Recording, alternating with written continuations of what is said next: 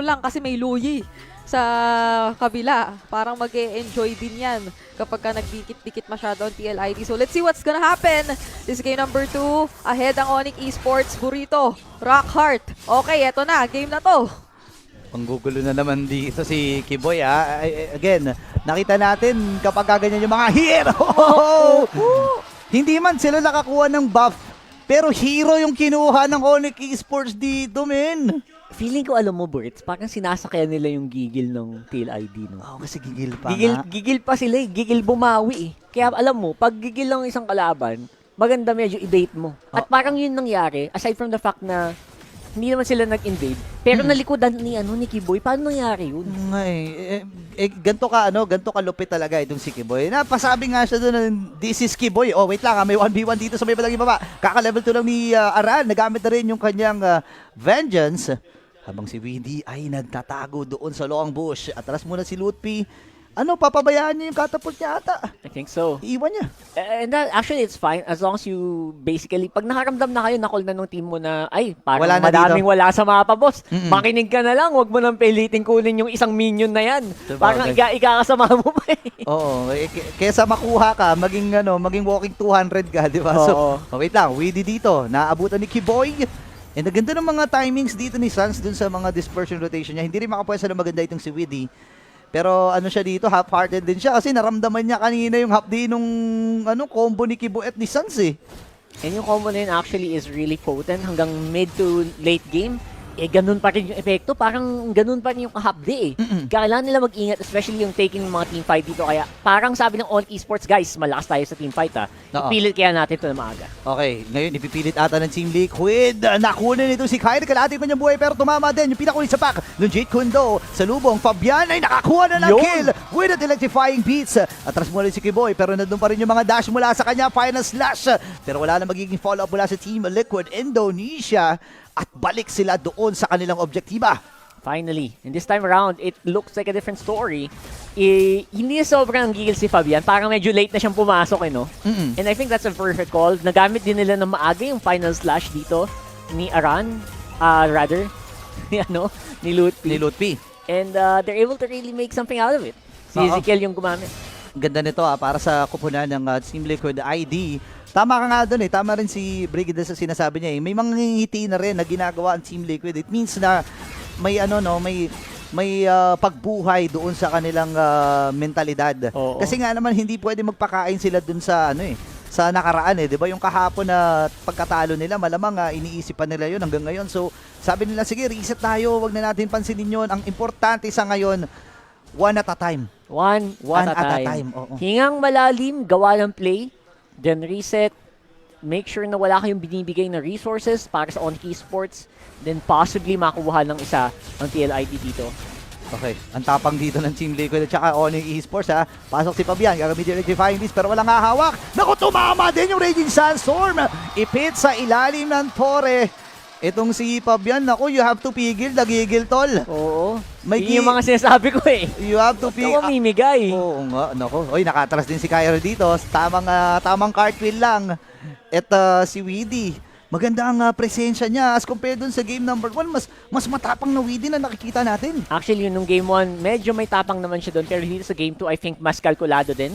At mas perfect. Mas maganda yung timing. Kumbaga, nung pasok niya. Able to make really good plays sa TLID.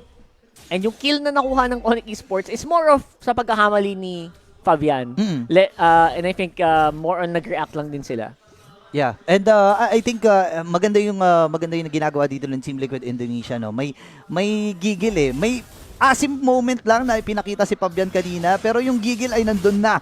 Pero habang gigil na rin itong si Lutpi, nagamit yung kanyang final slash. Pero diversion brain, natapakan ni Fabian at Tiaran. Alam nila na may manggagaling doon sa may damuhan. Atras muna dito ang kupunan ng Team Liquid dahil magkakaroon na nga ng ikalawang objective, kundi yung Pagong. Andun na rin si Kiboy. Severo ay nandun din. Habang pinupukusan lang nila itong Pagong na ito. Sipa mula kay Weedy. Paso sa Aaron Shiki. Ngayon ay 30% na yung buhay dito ni Weedy habang napaflicker na rin itong si Kiboy. At nailatag na ni Aaron Shiki yung kanyang Zaman Force. Nakakuha ng kill, patay kagad si Kyrie! Ito na yung sinasabi natin mga boss eh. Pag inform ang TLID, ramdam mo na kaya nilang mambraso. And I think they're taking it slow, one step at a time, calculated maneuvers, hindi yung all-in lang lahat. And I think this is really working well. Ito yung TLID na nag-win streak. Oo, ito yon. Pinaparamdam nila yung group stage Team Liquid ID. Kanina may meme tayo nakita yung strong na Team Liquid Tapos biglang bonk na Nabonk na nabonk pero ngayon parang may mga pagbawi nga. Tama ka dun, Rockers, sa sinasabi mo.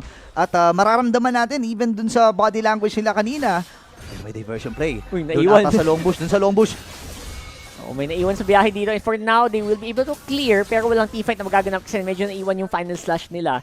I think because of that, they will go back to clearing. And yung TLID, magkakaroon pa ng konting opening dito na makapasok sa jungle. Agang electrifying beats dito. Ginamit agad ni Fabian. Just make sure na hindi ba basta-bastang masayang yung pag-boost check niya. Oo, baka makontrol din kasi siya dun. So na pa electrifying beast na rin siya. At least may damage. And for team sa Onyx Esports naman, ang magandang ginagawa nila dito, hindi rin sila nagpapatambak Kumbaga sa basketball, hinahayaan nila, puro 3 points ang Team Liquid, sila pa dos-dos lang. Diba? Lamang nga Team Liquid dito, pero nakakascore naman ang Onyx Esports. Actually, parang tama yung sinabi mo More on mga layup lang mga easy calls lang. Easy plays lang, walang outplay, walang flashy-flashy. Diba?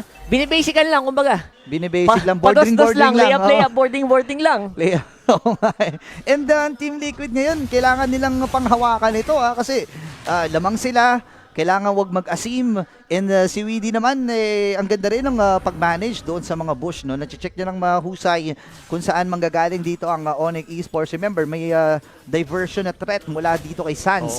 And kung pag-uusapan natin, ang isang Louie, isa na rin sa mga batikan nito. Abang si Savero naman ay tinuntahan dito ni Fabian. Buti na lang na doon si Giboy at mapapa-atras siya dito. Target lang muna nila yung unang tore doon sa may bandang itaas. Pero hindi nila alam si Fabian ay nandun pa rin sa may damuhan. Actually, perfect timing dun sa spear lang dito ni Savero kanina. Pero kung hindi niya na spear na maganda, dali din siya dun Oo. Ang kapalit naman dito, of course, TLID makakuha ng medyo madaling turtle dun sa baba. Okay. And again, one more kill, one more attempt. Ay, naku, Giboy goes down. Nagamit din yung flicker, men. Pasok na rin dito sa Iron Shiki. Lapag yung Zaman Force. Pero masyado pa malayo kanilang mga minions dito. Ito na ang pagkakataon. Aran ay umibabaw na nga rin. Habang si Ludpi ay mapapa-atras. Makuha nila ng malaya yung Torre dun sa may bandang gitna. At ang kupunan ng Team Liquid, 3,000 na lamang. Dito, it's a small lead pero I think mas solid yung ginagawa dito. Mas dominanting TLID across the map. May control na din sila dun sa jungle kahit paano ng Onyx Esports. Hindi siya complete control, more on one-sided control pero I think gana na yon sa ngayon. And again, malayo pa si Savero sa Moscow. Pa-build pa lang yung third item niya. Oo nga, naka-regular spear pa lang siya rito habang retribution nagawan. Kyrie magtatagumpay doon pero mamamatay itong si Ludpi. First death naman niya to. And si Fabian ay nagkakaroon talaga ng malayang pagpa-farm dito and kailangang maghanap ng kasagutan ng Onyx Esports. 4,000 na to hindi nila namamalayan kasi even yung mga turrets ay unti-unti na rin bumabagsak. And again, tama to more on low risk, low reward yung ginagawa ng TLID kaysa dun sa high risk, high reward. Kasi low risk pero hindi kayo hindi kayo namimigay ng resources. And napapa-force pa kayo ng mga ganong klaseng galaw mula sa kalaban nyo. Grabe, tamang vertical lang dito si Kyrie. Naka-artwheelan hindi umabot dito si Weedy. At ngayon ay hindi titigil si Weedy. Meron siyang sipa. Hindi available yung kanyang flicker dahil nga nagamit doon sa sequence na yon. Pero si Aran nang tatapak sa damo. Kyrie kailangan din umatras. Ludpi at ang buong kumanda ng Onyx Esports ay nagbabantay lang sa katabi dito ni Kyrie. Si Fabian naman ganyan yung level gap. 13 to 11 sa Kyrie, sa suyo ni Kyrie. And now they're gonna go in. Okay, nagamit na rin yung conceal at nakakuha ng kill. Ludpi kaagad. Pinasok na rin under the base. Itong si Sans. And mamamatay din itong si Kiboy. Wala yung Savero Wala si Savero nasa taas. Wala si Savero, masyado malayo. Pero si Kyrie nagbabay time lang. Tamang vertical. At naku po, nagamit din yung final slash. Team Liquid Indonesia. 6,000 kalamangan. Pwede na silang dumiretso at magpapagsak pa ng mga tore.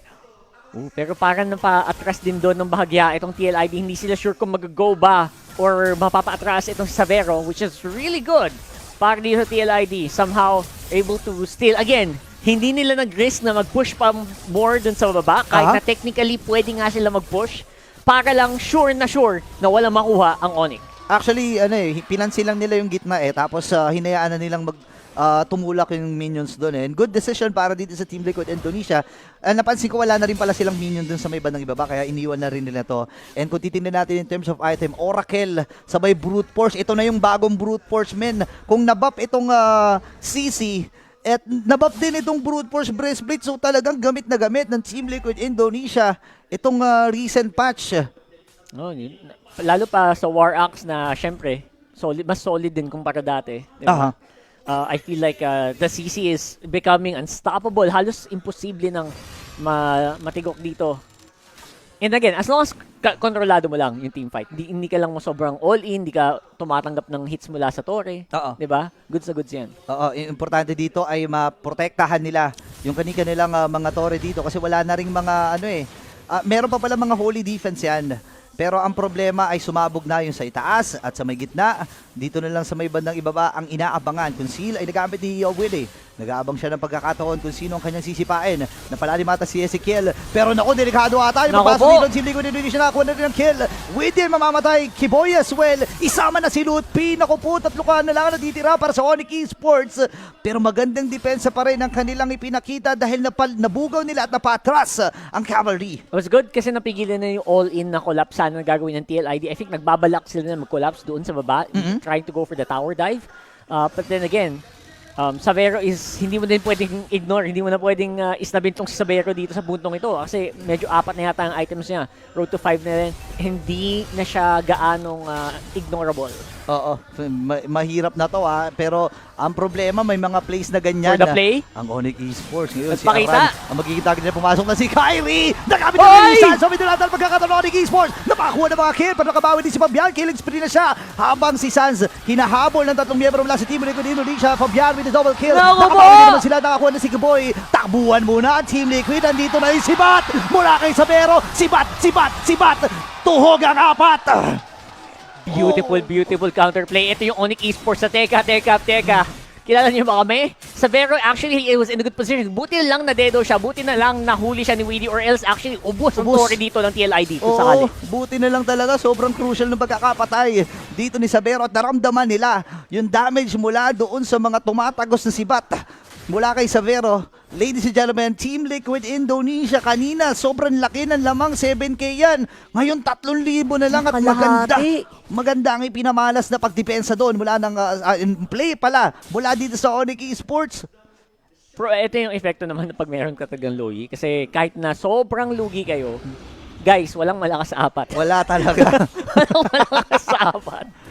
Wala talaga. Oo. Numbers game lamang talaga And may mga surprise kasi, may mga sorpresa 'Di ba? Sabi nga kakatapos naman ng Pasko. Sabi magbigayan. Ibang bigay ang ginagawa ng Onyx Esports dito, pre. Binibigyan ng Team Liquid. Malaki na yung shield ni Aaron Cheeky. Kakabuo lang din ang kanyang Blood Wings. So, hindi na din basta-basta matitinag dito. Going for the play this time around. I think huli na si Lutfi. Final slash, but I don't think so. Okay, si Kiboy ay umaatras na kung sakit ng mga tibok mula sa Electrifying Beast. Nandito na si Savero, nandito yung kanyang mga sibat. Kailangan niya umatras. Ngayon, kumpleto pa rin ang Team Liquid Indonesia. Pwede silang gumo dito or i-flow muna yung mga minions sa gitna at sa may bandang ibaba bago simulan itong Lord na ito. Pero sabi nila, hindi. Kailangan na namin madali nito kasi alam namin na may mga diversion mula kay Sans. Nagpailaw na rin dito pero natapakan ni Weedy. Naku, delikado ata. Ang play ng Onyx ay na-check. At ang Team Liquid, na-checkan din nila yung Lord na yon. Ganda lang pagkaka-zone out din doon ng TLID. Lahat ng bush, halos covered nila. So, imposible talagang mag-diversion play, papasok and go for the Retribution Steal. So far, so good. And here we go. Yung items nga dito na makita natin, actually, lock na pala. Savero. Si Savero. Oo nga, may gold. Tsaka si Aaron Shiki. May rose gold meteor na rin siya dito. Tapos, Malefic Gun, okay? So, added range para sa kanya. Boots na lang. Oo, boots na lang. Feeling ko, pwede na rin niya ibenta yan yung boots na yan. And again, ito na. Ang Lord sa may bandang ibaba. Naka-ano ba? Ano Naka-robe. Oo, naka-roam siya, naka-dire. Oo, naka-heal. Hindi, green eh. Green ba yun? Oo, green. Yung sa baba? Oo. Hindi ko sure. So, double check eh. Basta naka-ano siya. Basta naka-roam boots. Basta naka-roam boots. Para sa sa... May extra heal ba yun? Ayun na, wait lang Anyway, mamaya. Ito na, laban na. Ito na, laban na ata to kasi Electrifying Beast, nagamit na nga rin Luti Kalati ang kanyang buhay dito. Habang napabagsak na yung Torres sa may bandang gitna. Lord ay tuloy-tuloy lang sa may ibaba. Team Liquid Indonesia may demolition job. Pero job's not finished daw kasi si Weedy dito napakonceal. Kaya lang it's a trap. Kalati yung buhay niya dito habang kasama pa yung Lord. Nagamit yung final slash. Pasok ngayon itong si Kiboy. Pero siya ay matutunaw. Ito na ang pagsugod ng Cavalry. Tamang sayaw-sayaw lang. Kaya lang si Pabanay kailangan din kumatras. Makakadepensa ako ni Esports. Hindi tumama yung Spear of Destruction. Pero tatamaan siya kay Kyrie ng isa. Wow, this is insane movements mula dito sa Onyx Esports. And gagawa na naman ng play. Ay! Sa mga atras! Oh my God, the Sugil's going down! Oh my gosh! Look at that! Nako, pasok ngayon. Ito si Aaron. Siya kinakuha ng kill. Pero andun si Kyrie! Kyrie with the double! Jessikiel na lang ang natitirang mag-isa. At hahabol pa ba sila dito? Tamang kuha lang ng diversion play pero hindi. Diversion rather. Pero nandun yung breaker! Oh my gosh! What a microplay mula kay Ezekiel. Ginebates niya pre, pumade away. Ginebates. Magaling Technically, pwede niya ilagay sa malayo yung Oo. sa palayo yun. Pero for the highlight reel. For the highlights. Ayan na, eto na yung replay. Ayan di ba? Pasok yung Team Liquid ID. Akala ko actually tapos na to Mukha nga siyang tapos ang na. ganda rin ng pwesto ng Zaman Force, but unfortunately, ang bilis ng clear wave nila, tapos ang bababa na rin ng buhay. Ayaw na rin isugal ng Team Liquid ID yun no? And ito actually maganda yung ginawa dito ng TLID. Hindi sila nag-back. Akala nila nag-back na. Alright, 3 And yun, hits. nadali pa si Savero dahil doon. 3 hits lang si Sabero doon. Pero ang ganda ng backup dito ni Kyrie. Ayan hindi na pinakita yung fade away. Sayang. Pumade away pre. Technically, pwede niya ilagay dun sa may river, tapos ayun na. mag-clicker siya Ayun doon. na. Hop! May diversion play sila dito. Si Fabian! Fabian nagiging target! Hindi na bigyan ng pagkakataon. Sumapag din si Fabian. Si Kiboy nakakuha ng kill. Kyrie will go down. Tamang sayo lang with the Zaman Force. Boy pa si Kiboy dito. Kinakaya niya yung damage mula kay Aaron Shikin. Yung may 1v1 doon sa may bandang ibabaw. Sans versus Ezekiel. Mapapatumba si Ezekiel. Hindi. Makakadalawang dash na dito. Pero habol pa rin si Sans. Sans with a kill. Tatlo mapapatumba mula sa Team Liquid Indonesia. Sabero. Hinahabol niya si Aran. Available yung kanyang immortality dito. Dio mio. Habang si Kiboy hindi niya alam. This is Kiboy! This is Kiboy! Kiboy! Okay, atras muna siya dito. One-check lang. Nag-vibe check lang pero si Sabero naku po 3 hits na naman. Pero mabubuhay siya gamit yung kanyang Rose Gold Meteor. Ladies and gentlemen, buhay pa rin itong Onyx Esports. Pero si Kiboy nakipag 1v1 kaya lang ang sakit ni Aaron Shiki. Makakadash, bili ka agad dito ng immortality. Boom! Dispersion of rotation. Tama lang Cyclone Eye pero hindi magagamit and Sans with a kill. Pahinga naman, Wala. Palong-palo! Gilak Sans, ladies and gentlemen. Onyx Esports. Look at that.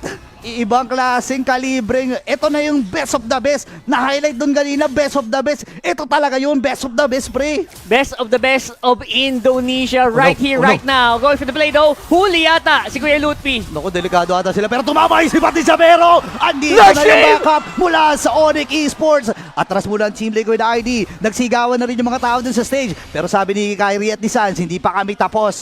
Job's not over. Fabian ay umatras. Diversion na muli para sa Onyx Esports ang nagbibigay ilaw para sa laban na to. Tol, grabe yung mga Spear of Misery play dito ni Savero. As in, kalkulado. Pati ba naman yung, yung second niya Oo. For the assist, muntikan na din yun. Ang daming muntikan moments sa game na to. For the past 2 minutes, ang daming na nasa bingit. Men, kanina from 7K, ngayon 600 na ang lamang. Onyx Esports na actually ang lamang. Tingnan mo yung gold grab pre, grabe niyang in-spike. And ngayon, napasok si Lutfi. Available pa yung kanyang finals dito. For the May flicker play. din siya. Andun yung diversion play. Sa likuran magagaling dito si Sans at si Kyrie. Nag-aabang na pagkakataon habang si Willie ay nandun. Nasibat din. Patay kagad ditong si Kiboy. Pero delikado ata sila. 4v5 ang magiging laban. Ang baba ng buhay dito ni Willie. Pero meron pa naman siyang immortality habang si Lutfi yung maatras din. Kalahati ang kanyang buhay dito. May ipit si Sans. Gamit niya kagad yung kanyang Winter Crown. Habang si Willie buhay pa rin. Nakabili ng immortality. Pero napakabilis man ang kamay dito ni Sans. Pero napakabilis din responde mula sa Team Liquid. Yan na nga. And so far, I think wala silang choice. Ang lamang naman dito ng TLID men, butas yung base nila. Oh my Hindi God. sila bastang makaabante Ang daming nang walang minions. iniisip dito sa kanilang base. Ang daming minions na, oy! Sakto yung Winter Crown mula kay Aaron Shiki! Tuloy-tuloy lang ang kanyang pag-base. Ang dami pa nila mga minions.